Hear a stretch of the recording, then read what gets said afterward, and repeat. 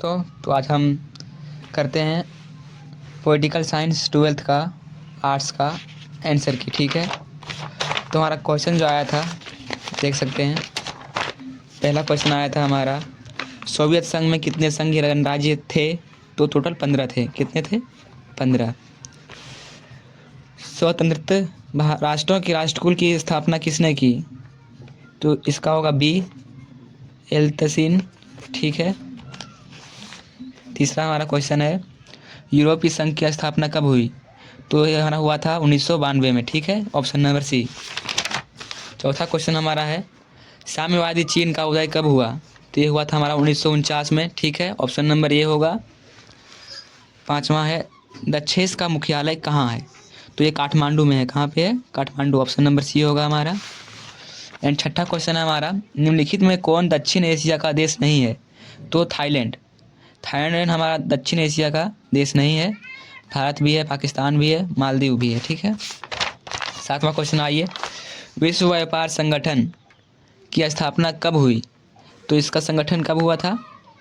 स्थापना कब हुआ इसका? 1995 में। ऑप्शन नंबर डी हमारा बिल्कुल सही है। आठवां क्वेश्चन की ओर आइए, किसकी सिफारिश पर महासभा महासचिव की नियुक्ति करती है?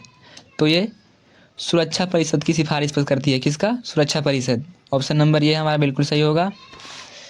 नौवां क्वेश्चन की ओर आते हैं हम, वैश्विक ताप वृद्धि किस सुरक्षा का मामला है?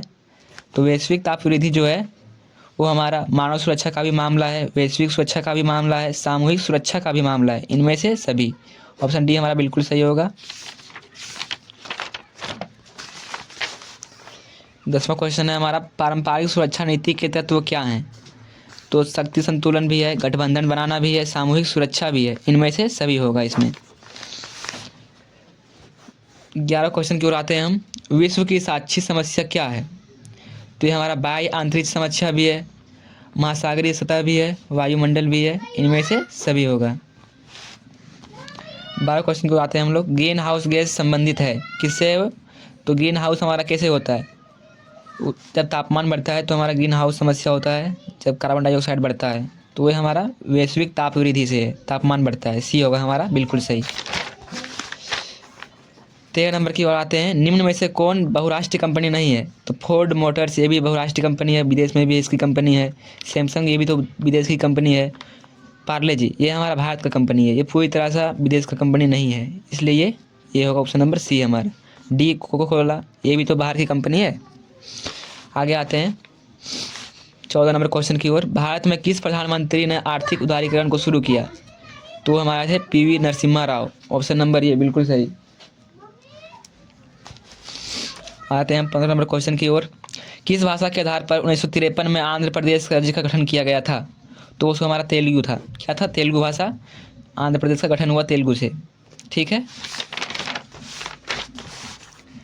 आते हैं 16 नंबर क्वेश्चन की ओर, राज्य पुनर्गठन आयोग में कुल कितने सदस्य थे? तो कितने थे? 3 थे। कितने सदस्य थे? 3। आते हैं हम अगले क्वेश्चन की ओर। 17 नंबर, 1952 से 1967 के मध्य भारतीय राजनीति में किस पार्टी का वर्चस्व रहा? तो किसका रहा? कांग्रेस पार्टी का। C number. इस समय इंदिरा गांधी की सरकार थी। अगले क्वेश्चन की ओर आते हैं हम लोग। 18 नंबर, जनसंघ के संस्थापक कौन थे? तो जनसंघ के संस्थापक थे Shyam Prasad Mukherjee. Option number C बिल्कुल सही होगा।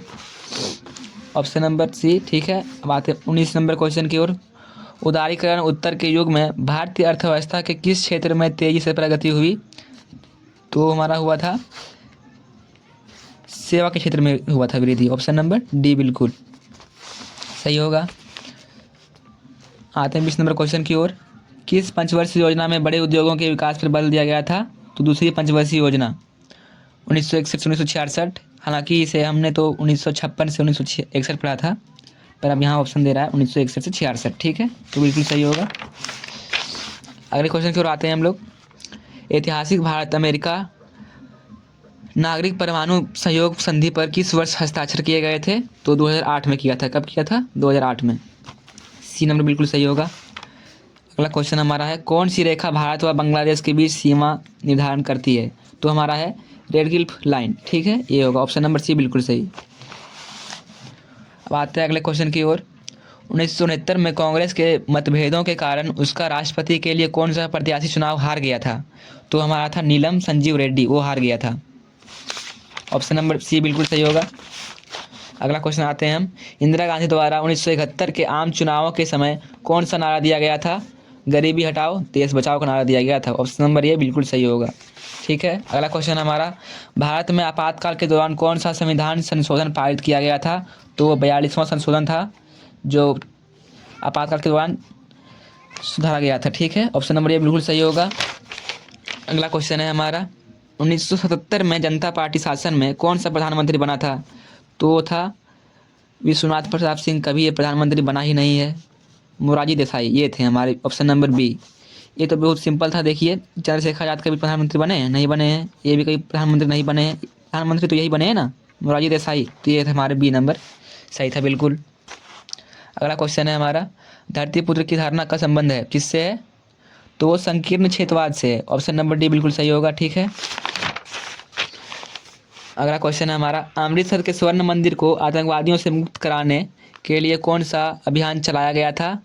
तो हमारा था operation blue star. Option number ये बिल्कुल सही होगा। ठीक है, अगला क्वेश्चन है हमारा, गठबंधन सरकार है क्या है? समस्या है, आवश्यकता है, औपचारिकता है, इनमें से कोई नहीं। क्या है? तो ये हमारा आवश्यकता है। जब किसी पार्टी का, किसी भी दो पार्टियों का या तीसरी पार्टी का, किसी का भी जब जो वोट होता है वो आधे से पार नहीं होता है तो हमारा आवश्यकता पड़ती है कि हम पार्टी बनाए कैसे, तब गठबंधन होता है। तो हमारा बी नंबर बिल्कुल सही होगा, आवश्यकता है हमारी।